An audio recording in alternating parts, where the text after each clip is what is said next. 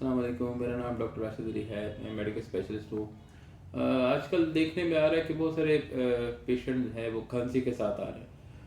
Mostly patient को खुश खांसी हो रही है और कुछ पेशेंट्स ऐसे हैं जिनको प्रोडक्टिव कफ यानी कि स्पुटम भी आता है, रेशा आता है। किसी को वाइट होता है, किसी को येलो, किसी को ग्रीन।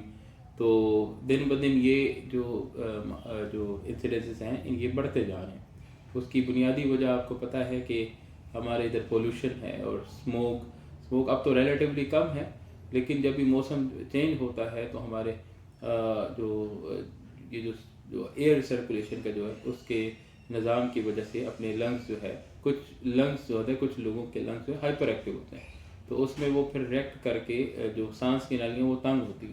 तो ये प्रेजेंट बाज़ दफ़ा सिर्फ छींकों के साथ कर सकता है।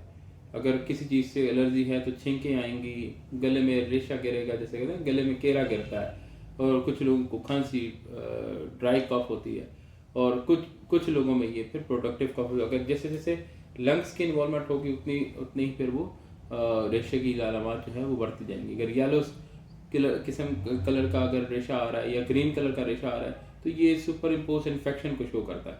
यूजुअली स्मोक वगैरह या पोल्यूशन के साथ वाइट कलर का स्पुटम है, लेकिन अगर कलर चेंज हो गया तो ये हमें शो कर रहा है कि सुपर एडेड इन्फेक्शन भी इसके अंदर हो रही है।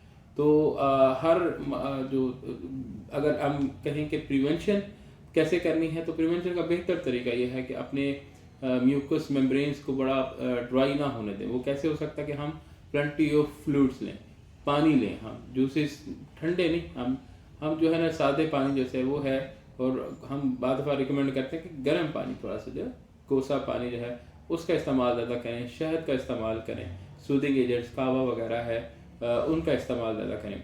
और दूसरे नंबर पे अगर तो आवाज़ आ रही है, सीटियों की आवाज़, खांसी में सीटी की आवाज़ आ रही है, तो इट मीन्स कि सांस की नालियाँ हैं वो नैरो हो रही हैं। वो नैरो अगर हो रही हैं तो उसका इलाज, उसको खोलना है। खोलना कैसे? नेबुलाइजेशन जो है, ठीक है, वो जो मशीन्स के साथ भाप देते हैं उनमें आप मेडिसिन डाल के तो उसकी भाप ले सकते हैं। अगर वीज़ नहीं आ रही तो हम सादे पानी की भाप दे सकते हैं। वीज़ क्या है? सीटी की आवाज़। जब हम सांस लंबा लें, बाहर निकालें, तो बाहर निकालते हुए अगर सीटी की आवाज़ है तो इसको वीज़ कहते हैं। तो अगर वीज़ नहीं आ रही है तो फिर सादे पानी की विक्स डाल के आप भाप ले सकते हैं। अगर वीज़ आ रही है तो फिर ब्रोंकोडायलेशन यानी कि वो नेबुलाइजेशन जो है वो करनी ज़रूरी होती है। अगर बुखार हो रहा है या फिर कलर चेंज हो रहा है उसका बलगम का, तो फिर हम इस सुपर इम्पोज इन्फेक्शन सोच के हम इसको एंटीबायोटिक्स का कोर्स भी कराना ज़रूरी है। Thank you very much.